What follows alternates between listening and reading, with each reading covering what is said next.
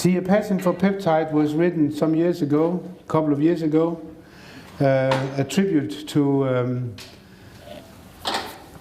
this fascinating compound that Alan Harris and I did, because we shared the fascination of the science around fluid manipulation. Fluid is where all organism originates from, and how we can survive as human beings and mammals, concentrating urine, and also what kind of problems it can give us if we are not able to control that urine production. It's not all in the bladder, it's also sometimes in the kidney. And the fact that desmopressin spans for more than 4 decades with several indications, it's a fascinating compound in many ways. That's why we decided to write this book, and luckily also with a little bit of financial support from our chairman, who also feels a lot for this molecule. His father actually bought, back in the late 60s or beginning of 70s, to Ferring. Desmopressin was not invented at Ferring, but it was certainly developed and further explored for different indications. I'll come back to that. One of the philosophies of the former chairman and founder of Ferring was from one scientist to another. He was a strong believer in science, and he even said that goal-oriented research is rarely productive. It's out of the basic science, when you find new things, unexpected findings, that you build new theories and maybe new indications. And I think he was a good example of, as you can see here and read more about in the book, that the scientific development in many aspects goes hand in hand with Ferring's development. And by listening to both sides, you actually can become very productive. So an industrial development combined with a scientific development, which I'll go through a little bit more in detail. It's a very busy slide, but this is basically the science below and the company's development above in desmopressin. We also interviewed a few experts who have been instrumental in the history of the development. Johan van der Walle is on the younger side, but here are some of the old veterans that have been helpful from the very beginning, and you will see some citations. An overview of what it will contain here: the pituitary and Ferring's beginnings, interest in vasopressin, desmopressin, development in Prague in the hands of Ferring, the different indications, the different formulations, the success of Ferring, and the future of desmopressin, just to give you a picture. The pituitary, nothing is new. It's interesting to see that the first report on pituitaries in the treatment of voiding disorders was actually described in 1918 by Ketil Motzfeldt, who described one of his patients going to the local slaughterhouse every evening to get 6 to 8 pituitaries, which she ate, and by that she actually was able to decrease her urine production at night from 2.5 liters to 300 mils. So this is actually the first report of an antidiuretic treatment of nocturia in a patient with diabetes insipidus. This was not followed up by robust scientific results, but this is just, nothing is new under the sun.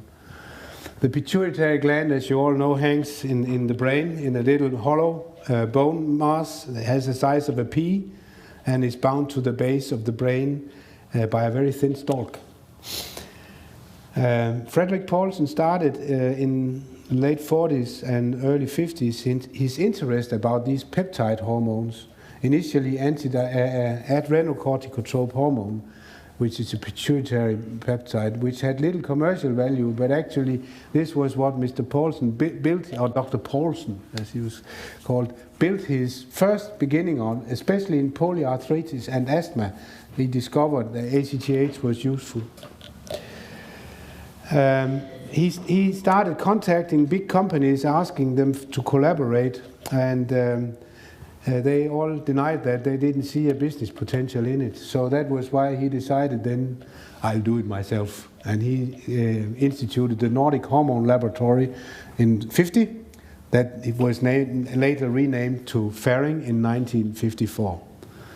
Ferring is the name of an inhabitant of the island of Før, from where Dr. Paulsen originally came. He was a refugee during the Second World War because he didn't like the Hitler regime. So he, as a revenge, he actually called his little company a Ferring, we can survive outside of Germany.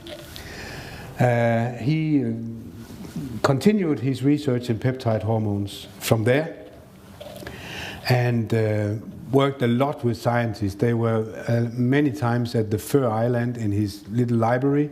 Those of you who haven't been to Fur should go there. It's a fascinating little city where Mr. Poulsen or Dr. Poulsen's house is still can be seen, and his museum. As he predicted, the demands for ACTH was very high and outstripped supply in the early days. Supply was, however, dependent on local slaughterhouses, because he built the fairing building next to the slaughterhouse in Malmö, because there he could go in the evening and extract pituitaries from the slaughtered pigs. And his wife Eva Poulsen actually patented such a drill, special drill, where you could, in the slaughtered pig, pull out the pituitary by simple drilling, and then take out the pituitary and freeze dry them, and then separate the anterior from the posterior lobe, and then extract the hormones from that. The interest in vasopressin was growing. We have the first report in 1918.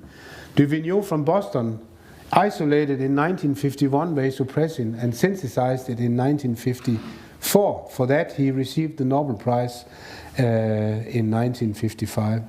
Roger Aché also established the role of vasopressin in water regulation. And Peter Agra, that you'll hear more about, also in 2003 received the Nobel Prize for describing the details around water handling and the aquaporins. So already here we have 2 Nobel Prizes around the molecule vasopressin, desmopressin. We were able to attract Peter Agra here immediately after he had shaken the King of Sweden in his hand and received the Nobel Prize. He came here in this very room, by the way, and gave his lecture. And here you see Pascal Danglas, Peter Agra, Soren Nielsen, Gary Robertson, Paul Abrams, and Roger Aché. They were all speakers at this little symposium that we held here in this house. This also illustrates how fairing is in the forefront of research. Lars Carlson was the synthesist, the chemist who actually was able to, on an industrial scale, synthesize desmopressin, which avoided the need for pituitaries, but still duration of action and side effects were still problematic by a local synthesized vasopressin. You know, vasopressin has a very short half-life. It only has a half-life of a few minutes. So you either have to give it constantly or give very large dosages. And it was very complicated. 80% of a group of 86 patients with diabetes insipidus followed over the past 5 years in Prague was quoted in 1968, refused this replacement therapy that was available those days for the diabetes insipidus, because they said that the treatment was worse than the condition. So there really was a huge need for developing this molecule. And this was done during, just before the Russians entered into Prague. And under the communist regime, there was some very interesting reading that you can see in this book, how the communists actually ruled also the science. Dr. Saural, he was a little bit against it and was protected by one of his principals. So he was allowed, without the Communist Party knowing it, to develop actually desmopressin, because he believed in this molecule, whereas the party believed that it should be developed in another way. That's a fascinating story and about how politics can influence. Saural disagreement with the directive was thrown upon, and Francis Sorm, who was head of the division, protected Saural so he could continue his work for desmopressin. That was eventually developed, and you can also see more about the details, how it differs from vasopressin and so on, in this book. Robinson in 1976, who was an endocrinologist and still is an endocrinologist in the US, actually said about desmopressin that rarely in pharmacology is an agent produced that so specifically enhances the desired effect and simultaneously decreases the side effects. That's not very often we hear that about new molecules introduced, especially these days on the pharmaceutical market. Soviet tanks invaded Prague in 1968, and Sohm was opposed and stripped off his position and expelled from the Communist Party, leaving Sauerland quite vulnerable, and the institute that had owned the molecule actually sold it out. And at that time, Jan Mulder, who was a medical director of Ferring, visited Sauerland in Prague, and for not very many money, they bought this molecule. So Ferring obtained the rights to market and further develop, and here is the signed contract, signed in 1972, that the diamond of Ferring was bought in that way. It's a very interesting story. It's a little longer than I told it today, but due to the time limitations, we have to do it short. This is Sauerland. I visited him 4 years ago. He died 1 year later, unfortunately. Very exciting personality who still had ideas. He was trying to, as a chemist, draw to me, as a urologist, a new molecule and so on. I didn't know too much. I still have the napkin, however, so maybe one day you'll see a new molecule coming out. Desmopressin in the hands of Ferring. Was a lot of people involved in fascinating to read about how in the basement of Ferring in Malmö this product was developed and on a large scale synthesized and produced. And here you can see some of the old equipment that was used when we are boiling medicine those days. I mean, that would never today be successful. And here is the pop group, these wonderful characters around this development, engineers and chemists and so on. Expansions of the indication. Diabetes insipidus, as said, was the first target for this, and it was initially produced as a spray, or not a spray, sorry, droplets that should be blown into the nose and so on.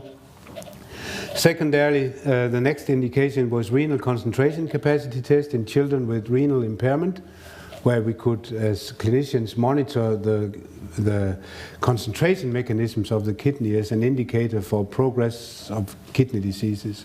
I think Johan will tell you more about that maybe a little later, I don't know.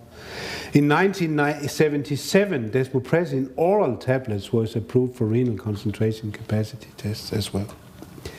Congenital bleeding disorders.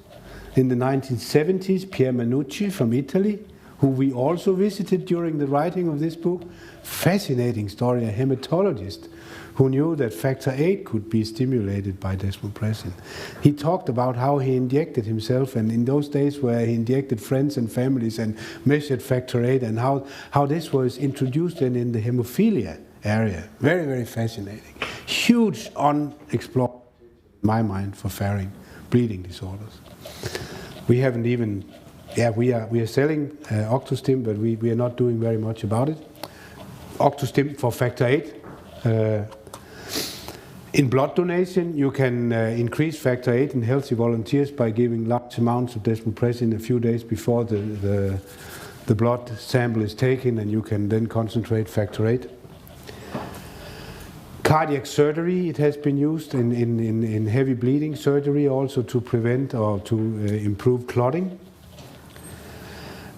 Bedwetting is another indication that was introduced.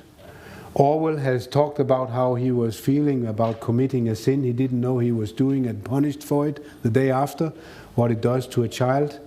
And I'm sure that with what you say, the investment of Ferring in this indication, I think Johan will agree with me that bedwetting today haven't been where it was as an academic, scientific. I mean, we have whole societies around that today, where it before was seen as a condition of children with divorced parents who have financial problems and were arguing all the time, or children who had a new sibling born. Then they became bedwetters and that was it, and they would grow out of it. Today the attitude is totally, luckily for these children, changed. We sometimes in ICCS and the people around think that we did some of the first research in this area, but actually not. Again, like Motzfeldt from 1918, there was a Czech doctor Dr. Belkas, a pediatrician at the Palacky University. That was a story I got from Saural. He published preliminary results of DDAVP in children with bedwetting in a local medical newsletter. However, he forgot one thing. He didn't ask the Communist Party for permission to publish this. He didn't go through the proper channels in the Communist Party to gain this permission. And then he was dismissed and sent to work in a psychiatric clinic. No one ever heard from him since. So that's another story of politics and science. Isn't it fascinating? But I myself was lucky enough to be one of the first who maybe saw this possibility. And I was visited by a sales rep from Ferring. Actually, not a Ferring sales rep, but a consultant who was driving around in Jutland. And he heard about me in the basement in the hospital in Aarhus. And then I was introduced to the R&D department in Malmö at that time, all four of them, all four employees in the R&D department. One of them was, I think, Alan Harris at that time even. And I got a little grant from Ferring. And it took 2 to 3 weeks because it was all up in the family, Paulson, I think, family, to approve my grant of $50,000 to do a little study to show hormone circadian rhythmicity. And I think many of you know how that ended up. We simply showed that at least some patients with bedwetting have an abnormal high nocturnal urine production due to a lack of nighttime secretion of antidiuretic hormone. That paved the way for desmopressin in the treatment of bedwetting. And since then, a lot of additional research, among others from the Ghent University, has emerged and supported some of this. We've also had arguments that it was not, all of it was not quite right, but I'm sure if I know Johan well enough, he will probably allude on that later on. That was fascinating years. Nocturia was also something with basically a similar story that Dr. Asplund from Sweden looked into, and you will hear more about that. Galenic innovation at Ferring addressing the needs of patients. Oral bioavailability of peptides is a difficult thing. Gastric emptying, transit time, presence of food in the stomach, variations in pH across gastrointestinal tract. Digestive enzymes are not the best friends of peptides, as you can understand. The flora, epithelial transport, there's a lot of difficulties in handling peptides. One of the most frequently prescribed peptides, insulin, is still injected. We have oral forms of desmopressin. I mean, that's a major breakthrough. And more to come of that. Nasal administration, this is a young Alan Harris, who was instrumental in the first renal development. First oral available peptide was done by Hans Wilhart, who was medical director in the 90s in Ferring, showing the effect of oral desmopressin on urine concentration and so on, that we will hear much more about. The perfection of the DDAVP tablets are faced with several problems that you can also read about. Just to mention the bioavailability of a tablet, it's only 0.16% of the content in the desmopressin tablets that reaches the bloodstream. The rest is eliminated. It's waste product, so to say. So the bioavailability is very, very low. And of course, with a big variation then. Here you see the tablet. You know that. Ferring expanded, first with the UK company, and now has a worldwide presence. Australia to Argentina, Jordan to Japan, Belgium to Brazil. R&D sites around the world. It's a rapid growing company, one of the rapidest, one of the fastest growing pharmaceutical companies in the world. 18.6, this needs updates. Charlotta will say that we today have 28 million patients treated with desmopressin, approximately, something like that. 4,000 papers, numerous PhDs. A new one is coming up later this year. Christian will defend one, hopefully at the University of Ghent. If he passes the different exam juries. Johan van der Velde is one of the promoters. We are expecting a lot from that thesis. Christian will talk about it today. Very fascinating. And this is just an internal politics. 20% of the total revenue in Ferring comes from desmopressin. Think about it, every Friday your salary is paid by desmopressin. Every time you have had 4 weeks of vacation, number 5 is desmopressin. Don't stop there, because when you retire and go on pension, every 5th day will be paid by desmopressin.